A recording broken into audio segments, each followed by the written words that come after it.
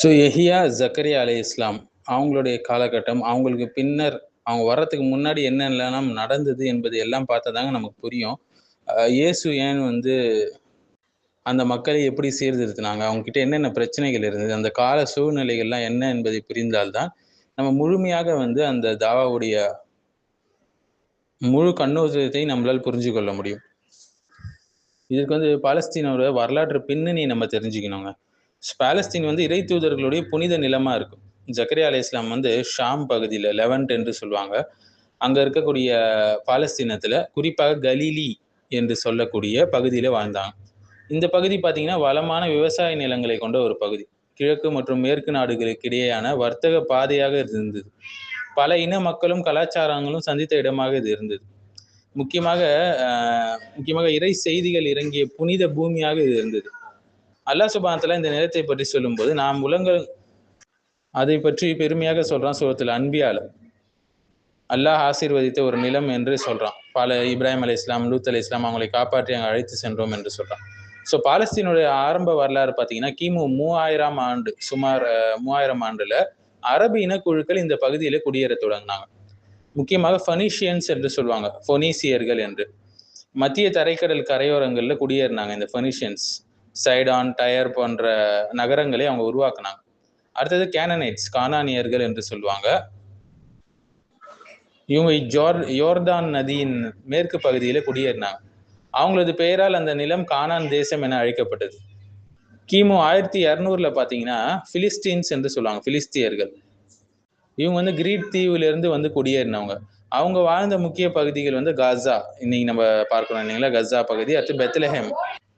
இதன் பிறகுதான் முழு பகுதியும் வந்து பாலஸ்தீன் என்று அறியப்பட்டது. இப்ராஹிம் அலைஹிஸ்ஸலாம் மற்றும் பாலஸ்தீன் என்னன்னு பார்த்தீங்கன்னா, இப்ராஹிம் அலைஹிஸ்ஸலாம் அவங்களுடைய மக்கள் வந்து அவரை கொல்ல முயன்ற போது அல்லாஹ் அவரை இந்த புனித நிலத்திலிருந்து அழைத்து சென்றான். இந்த புனித நிலத்தை நோக்கி அவங்க போனாங்க, பலஸ்தீனை நோக்கி. அங்கதான் இஸ்மாயில் பிறக்கிறாங்க, பின்னர் இசாக் பிறக்கிறாங்க. இஸ்மாயில் அலைஹிஸ்ஸலாம் வந்து மக்கால பிறக்கிறாங்க.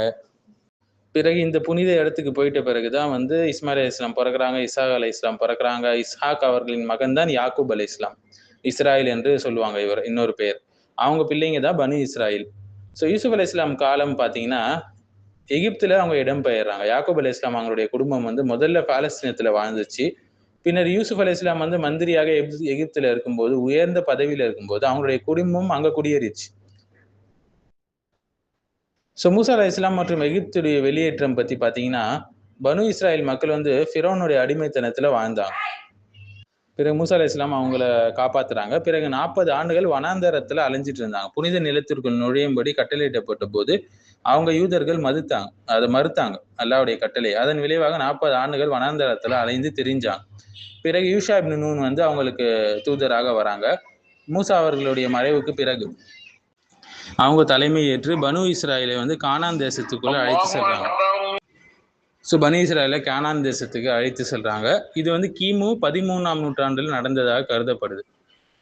பிறகு பனு இஸ்ராயல்களுடைய 3 முக்கிய காலகட்டங்கள் பத்தி பேசுவாங்க. எரா ஆஃப் ஜட்ஜஸ் சொல்லுவாங்க, அதாவது நீதிபதிகளுடைய காலம் என்று சொல்லுவாங்க. சுமார் 120 130 ஆண்டுகள் இந்த நீதிபதிகளுடைய காலம் இருந்ததுன்னு சொல்லுவாங்க. இந்த காலத்துடைய முக்கிய அம்சங்கள் என்னன்னு பார்த்தீங்கன்னா, அரசர்கள்லாம் இல்லை. அப்போ மத அறிஞர்களும் நீதிபதிகளும் தான் மக்களை வழி நடத்தினாங்க. சிலர் வந்து நீதியாக தீர்ப்பளித்தாங்க, சிலர் மக்களை எதிரிகளிடமிருந்து காப்பாற்றி தலைவர்களாக ஆக்கினாங்க.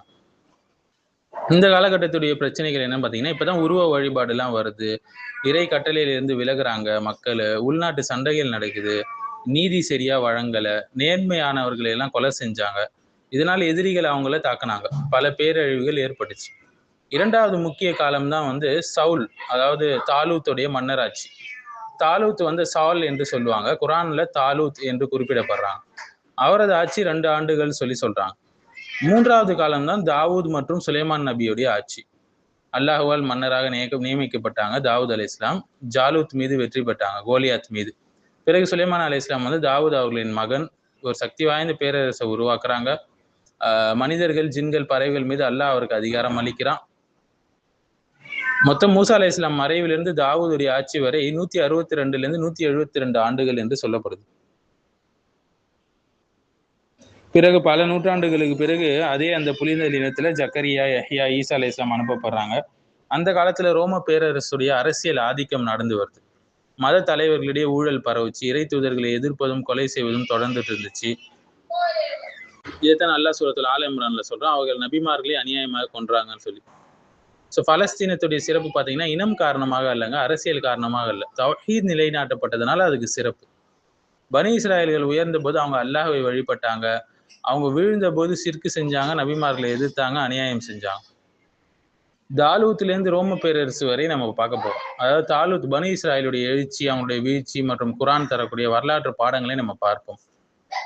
தாவூத் அலைஹிஸ்ஸலாம், சுலைமான் அலைஹிஸ்ஸலாமுடைய காலத்தை பொற்காலம் என்று சொல்லுவாங்க. ஸோ அரசர்களுடைய காலம், எரா ஆஃப் கிங்ஸ் சொல்லுவாங்க. நீதிபதிகளுடைய காலத்துக்கு பிறகு பனி இஸ்ராயில் வந்து முடியாட்சி, அதாவது மொனார்கி தொடங்குச்சு. குரான் இந்த நிகழ்வை தாலூத் பற்றிய வசனங்கள்ல பதிவு செய்து அல்லாஹ் அவங்களுக்கு தாலூத்தை அரசராக நியமிக்கிறான் என்று சூரத்துல் பக்ரால் நம்ம பார்க்கலாம். இது வந்து இழிவாக அவமானத்தில் வாழ்ந்த ஒரு சமூகம் இறை நம்பிக்கை மற்றும் ஒழுக்கத்தின் மூலமாக மீண்டும் என்ன செய்யறாங்க, அவங்க இழந்த கண்ணியத்தை அடைந்த வரலாறு. தாலூத்துடைய புதிய அரச தொடங்குது. பனு இஸ்ராயல் முதல் மன்னராக நியமிக்கப்பட்டாரு. ஜாலூத் என்ற வலிமை மிக்க எதிரியை எதிர்த்து படையை வழி நடத்தினார். இதெல்லாம் நம்ம குரான்ல படிச்சிருக்கோம். அடுத்தது தாவூத் நபியும் மன்னர். அதாவது தாவூத் வந்து பிறகு ஆட்சி செய்யறாங்க, நீதிமிக்க ஆட்சி செய்யறாங்க. ஜாலூத் மீது வெற்றி கிடைக்குது அவங்களுக்கு. தாவூத் வந்து ஜாலூத்தை கொன்றாங்க, அல் பக்ரால வருது. ஸோ தாவூத் அலை இஸ்லாம், சுலைமான் அலை இஸ்லாம் காலத்துல நீதியான ஆட்சி இருக்கு, தொழில்துறை முன்னேற்றம் இருக்கு, இறை வணக்கத்துல சிறந்த முன்மாதிரிகளாக விளங்குறாங்க. பிறகு சுலைமான் அலை இஸ்லாமுடைய பொற்கால ஆட்சி நடக்குது. சுலைமான் அலை இஸ்லாம் செம்பை தான் பயன்படுத்துறாங்க, நாகரிக வளர்ச்சி அடையுது, கோட்டைகள் கட்டிடங்கள் எல்லாமே கட்டப்படுது, பள்ளிவாசல்கள் கட்டப்படுது, இராணுவ உபகரணங்கள் செய்யப்படுது. இது எல்லாமே நல்ல ஆட்சியுடைய பலன்கள் என்று சொல்லலாம். பிறகுதான் தாவூத் அலை இஸ்லாம், சுலைமான் அலை இஸ்லாம் பற்றி தவறான நிறைய செய்திகள் வந்து யூதர்களால் பரப்பப்படுது. தாவூத் அலை இஸ்லாம் பெண்களிடம் அநீதி செஞ்சதாக சொல்லப்படக்கூடிய பொய்யான கதைகள், சுலைமான் அலை இஸ்லாம் மந்திரத்தின் மூலம் ஆட்சி செய்ததாக கூறப்பட்ட பொய்யான கதைகள், சிலையை வணங்கினதாக கூறப்பட்ட கதைகள், இது எல்லாமே கட்டி விட்டுருக்காங்க. நபிமார்கள் பெரும்பாவங்கள்ல இருந்து பாதுகாக்கப்பட்டவர்கள், மாசூம்கள். சுலைமான் மறைவுக்கு பிறகு பனி இஸ்ராயல் வந்து என்ன செஞ்சாங்க, அந்த அல்லாஹ்வுடைய கைடன்ஸ் அடிப்படையிலான அந்த தெய்வீக ஹலீஃபாவுடைய ஆட்சி முடிவடையுது. அதன் பிறகு எரா ஆஃப் டிவிஷன் சொல்லுவாங்க, ராஜ்யங்களுக்கு மத்தியில பிளவு ஏற்படுது. சுலைமான் மறைவுக்கு பிறகு ராஜ்யம் ரெண்டா பிரிஞ்சிச்சு. ஒன்று தெற்கு ராஜ்யம், அதனுடைய பெயர் வந்து யூதா என்று சொல்லுவாங்க, அதனுடைய தலைநகர் வந்து ஜெருசலேம். பிறகு வடக்கு ராஜ்யம் வந்து இஸ்ராயில், அதனுடைய பேரு, தலைநகர் வந்து சமாரியா, நாப்லூஸ் பகுதி.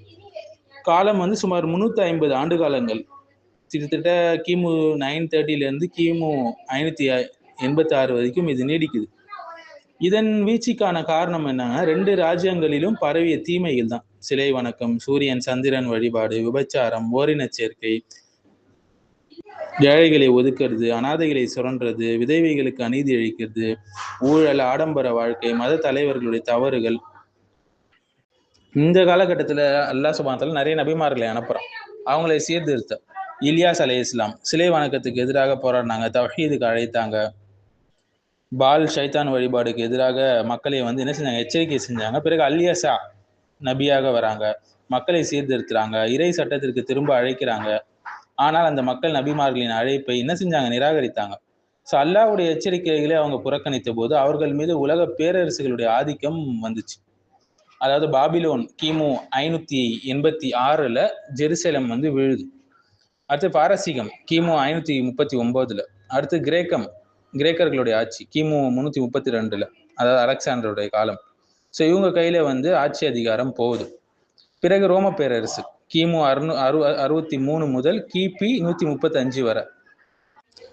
பிறகு பார் கோக்பா ரிவோல்ட் நடக்குது 132 135 CE வரைக்கும். இதுதான் இறுதி வந்து பெரிய ஒரு யூதர்கள் வந்து ரோமர்களுக்கு எதிராக நடத்திய கிளர்ச்சி. இதுல வந்து பனி இஸ்ராயல்கள் பெருமளவுல சிதறடிக்கப்பட்டாங்க. இப்ப சம்மரியா ஒரு விஷயம் பார்ப்போம், ஏன்னா நிறைய விஷயங்கள் பார்த்ததுனால குழப்பிடும். தாலித்துடைய ஆட்சி காலம் வந்து கிமு 11ஆம் நூற்றாண்டு. அதன் பிறகு தாவூத் அலை இஸ்லாம் ஆட்சி கிமு 1000. சுலைமான் அலை இஸ்லாம் ஆட்சி வந்து 970 இருந்து 931 வரைக்கும். பிறகு ராஜ்ய பிளவுகள் வந்து கிமு 930. பிறகு வடக்கு ராஜ்யத்துடைய வீழ்ச்சி வந்து கிமு 722. தெற்கு ராஜ்யத்துடைய வீழ்ச்சி வந்து கிமு 586. பிறகு பாரசீகர்களுடைய ஆட்சி வருது. அவங்க வந்து எல்லாரையும் அடக்கி ஒடுக்குறாங்க கிமு 539. பிறகு கிரேக்கர்களுடைய ஆட்சி கிமு 332. பிறகு ரோமர்களுடைய ஆட்சி கிமு 63. பிறகு பெரிய அளவுல சிதறடிக்கப்படுறாங்க யூதர்கள் கிபி 135. அதான் அல்லாஹ் சுப்ஹானஹு வ தஆலா சொல்றான், நீங்கள் நன்மை செய்தால் உங்களுக்கே அது நன்மை செய்து கொண்டீர்கள், தீமை செஞ்சா அதுவும் உங்களுக்கேன்னு எச்சரிக்கை செய்றான். சூரத்துல் இஸ்ராவுடைய 7வது ஆயத். சுலைமான் நபிக்கு பிறகு பனி இஸ்ராயல் சந்தித்த மிகப்பெரிய அரசியல் மற்றும் சமய மாற்றங்கள் பற்றி நாம பார்க்க போறோங்க. இது வந்து அசீரியர்கள், பாபிலோனியர்கள் மற்றும் பாரசீகர்களுடைய ஆட்சி காலத்தையும் பாபிலோனிய சிறையிருப்பு, அதாவது பாபிலோனியன் கேப்டிவிட்டி சொல்லுவாங்க ஃபேமஸாக. இந்த முக்கியமான வரலாற்று திருப்பத்தை நம்ம பார்க்கணும். அசீரியன்ஸுடைய ஆதிக்கம் கிமு 740. முக்கிய பேரரசு அசீரிய பேரரசு. இதனுடைய முக்கிய பகுதி வந்து ஈராக், மெசோபொத்தேமியா என்று சொல்லுவாங்க. அசீரியர்கள் ஈராக்ல இருந்து வந்து பாலஸ்தீனத்தை கைப்பற்றாங்க. அந்த நேரத்துல யூதர்கள் அவர்களுக்கு கப்பம் செலுத்திட்டு இருந்தாங்க. அசீரியர்களுக்கு கீழ் ஒரு சிறிய அரசாட்சியை தொடர்ந்தாங்க. ஆனா இந்த ஆதிக்கம் நீண்ட காலம் நிலைக்கல. பிறகு பாபிலோனியர்களுடைய ஆதிக்கம் வருது. நெபுச்சநேசர் 2 அவர் வந்து என்ன செய்யறாரு, கிமு 586 பாபிலோனியர்கள் வந்து அசீரிய தலைநகரமான நைனுவா, யூனுஸ் அலைஹிஸ்ஸலாமுடைய தாவா செஞ்ச அந்த ஊர் இல்லைங்களா நைனுவா, அந்த நகரத்தை கைப்பற்றுறாங்க, அவங்களுடைய தலைநகரை. பிறகு அசீரிய பேரரசை வீழ்த்துறாங்க. பின்னர் அவங்க வந்து யூதா ராஜ்யத்தை, கிங்டம் ஆஃப் ஜூடாவை வந்து தோற்கடிக்கிறாங்க. ஜெருசலேமை கைப்பற்றுறாங்க, மக்களை பாபிலோனுக்கு நாடு கடத்துறாங்க. ஸோ பாபிலோனியன் கேப்டிவிட்டி நடக்குது, சுமார் 50 ஆண்டுகள் நடக்குது பாபிலோன், அதாவது ஈராக்ல. இது யூத வரலாற்றுல ரொம்ப முக்கியமான திருப்பு முனையாக கருதப்படுது. இந்த காலத்துல தான் வந்து பொருளாதார ரீதியாக வணிகத்துல ஈடுபட்டாங்க, நிலங்கள் வச்சிருந்தாங்க, சுரங்கங்களை நிர்வகிச்சாங்க, பெரும் செல்வங்களை சேர்த்தாங்க யூதர்கள். அரசியல் ரீதியாக பாபிலோனிய அரசு வந்து அரசியலிலும் செல்வாக்கு பெற்றாங்க. இந்த காலத்துலதான் பல முக்கியமான மாற்றங்கள் ஏற்பட்டதாக வரலாற்று ஆசிரியர்கள் சொல்லுவாங்க. இந்த சைனகாகுடைய, அதாவது தொழுகை கூடங்களுடைய தோற்றம் நடந்தது. பாபிலோன்ல வாழ்ந்த காலத்துல புதிய சிந்தனை உருவாச்சு. ஆலயங்கள் இல்லாத நிலையில மக்கள் ஒன்று கூடக்கூடிய வழிபாட்டு மையங்கள் தேவை என்று இதன் விளைவாக சைனகாகுலாம் உருவாக்குறாங்க. இங்க இறை பாடல்கள் பாடப்பட்டுச்சு, பிரார்த்தனைகள் நடைபெற்றுச்சு, சமய போதனைகள் வழங்கப்பட்டுச்சு. ஸோ குர்ஆன் வந்து பாபிலோனிய சிறையிருப்பு என்ற பெயரை நேரடியாக குறிப்பில்லை, ஆனால் யூதர்களுடைய சிதறலை பற்றி சொல்லுது. நாம் அவர்களை பூமியில பல பகுதியாக பிரித்து சிதறடித்தோம் என்று சொல்லுது சூரத்துல் ஆராஃப்ல, அவங்க செஞ்ச அநீதியின் காரணமாக. ஸோ பாரசீக பேரரசுடைய எழுச்சி அடுத்து பெர்ஷியன் எம்பையர் கிமு 539. இதனுடைய முக்கிய நபர் வந்து சைரஸ் த கிரேட்ன்னு சொல்லுவாங்க, சைரஸ் மகான்னு சொல்லி. ஸோ பாரசீகர்கள் வந்து பாபிலோனை கைப்பற்றுறாங்க. ஸோ யூதர்களுடைய மீள்வரவு, யூதர்கள் மீண்டும் பாலஸ்தீனுக்கு திரும்ப அனுமதி வழங்கினாங்க இவங்க பாரசீகர்கள். ஆனா என்ன நடந்தது, 42,000 பேர் தான் திரும்பி வந்தாங்க. பெரும்பாலானோர் பாபிலோன்லயே தங்கிட்டாங்க. ஏன்னா அங்க செல்வம் இருந்தது, வணிக வாய்ப்புகள் இருந்தது, வசதியான வாழ்க்கை கிடைச்சது. வாய்ப்பு கிடைச்சே பலஸ்தீனுக்கு வரல. இப்ப வந்து என்ன செய்யறாங்க, பலஸ்தீன் தான் எங்க பூமி, நாங்க போய் ஆகணும்னு சொல்லி அடம் பிடிக்கிறாங்க யூதர்கள். அப்போ கூட நிறைய பேர் அமெரிக்கா, இன்னும் ரஷ்யா போன்ற நாடுகள்ல தான் அதிகமா இருக்கிறாங்க பலஸ்தீனை விட. பேருக்குன்னு சொல்லிக்கிறாங்க, எங்கள் கடவுள் வாக்களிச்ச பூமிக்கு நாங்க போய் ஆகணும்னு துடிக்கிறாங்க. ஆனா அவங்க செயல் அதுக்கு முரணா இருக்குது. பிறகு வந்து 2வது ஆலயம், செகண்ட் டெம்பிள் சொல்லுவாங்க. திரும்பிய யூதர்கள் வந்து நெபுச்சத்நேசர் அழித்ததாக சொல்லக்கூடிய ஆலயத்தை மீண்டும் கட்டினாங்கன்னு சொல்லுவாங்க. இது வரலாற்றுல செகண்ட் டெம்பிள் என்று அழைக்கப்படுது. யூத மதம் என்ற பெயரின் தோற்றம் இப்பதான் ஆரம்பிக்குது. சில வரலாற்று ஆசிரியர்கள் கருத்துப்படி ஜுடைசம் என்ற சொல் வந்து பாரசீக காலத்துக்கு பின்னர் தான் பரவலா பயன்படுத்தப்பட்டதுன்னு சொல்றாங்க. எஸ்ரா, நெஹீமியா, எஸ்தர் ஆகிய நூல்கள்ல இந்த சொல் காணப்படுது. எஸ்ரா மற்றும் தோரா பற்றி பார்க்கும்போது சில வரலாற்று கருத்துப்படி எஸ்ரா வந்து யூதர்களுக்காக தோராவை தொகுத்தாரு, பல பகுதிகளை நினைவிலிருந்து எழுதினாருன்னு சொல்லுவாங்க. அல்லாஹ் மூசா அவர்களுக்கு தோராவை அருள்னா இல்லையா. ஸோ குர்ஆன் கூறக்கூடிய தோரா வந்து ரொம்ப சுத்தமானது, நேர்வழியும் ஒளியும் இருக்குது. தோராவை பாதுகாக்க வேண்டிய பொறுப்பு ஏற்பட்டுச்சு. அறிஞர்களுக்கு அந்த பொறுப்பு கொடுத்தான் அல்லாஹ். ஆனா அவங்க அதை முழுமையாக பாதுகாக்கல, வார்த்தை இடங்கள்ல இருந்து மாற்றினாங்க. ஸோ குர்ஆனினுடைய வேறுபடுதல் 2 விஷயங்களை வேறுபடுத்துது. மூசா அவர்களுக்கு அருளப்பட்ட தோரா அதுதான் உண்மையானது, இறைவனிடமிருந்து வந்தது. பின்னாளில் மனிதர்களால் மாற்றப்பட்ட தோரா வந்து கரப்டடாக இருக்கு. ஸோ இப்போ நம்ம தெரிஞ்சுக்க வேண்டிய முக்கிய காலவரிசை வந்து அசீரிய ஆட்சி கிமு 740, அடுத்தது நைனவாவுடைய வீழ்ச்சி கிமு 612, நெபுச்சத்நேசருடைய ஜெருசலேம் கைப்பற்றுதல் வந்து கிமு 586, பாபிலோனிய சிறையிருப்பு கேப்டிவிட்டி தொடக்கம் வந்து கிமு